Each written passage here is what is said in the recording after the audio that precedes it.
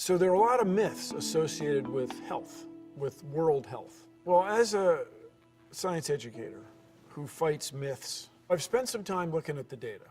It's remarkable. We can see how, we can see why kids are dying, and we can see how to prevent it.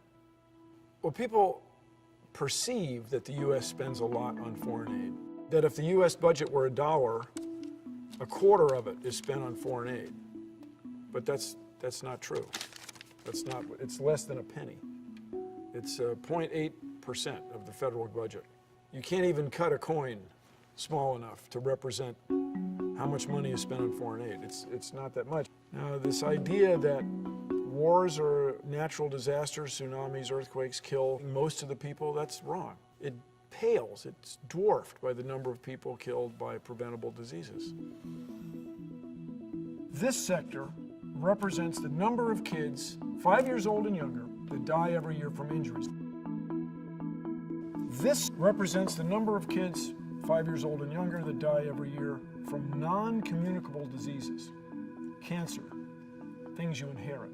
But all of this, most of the circle, is kids dying, 5 years old or younger, dying of communicable, preventable diseases. This is where we can change the world.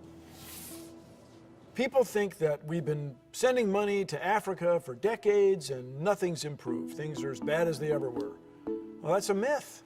When you can show statistically that child mortality's gone down over the last couple decades by a factor of 2, been cut in half.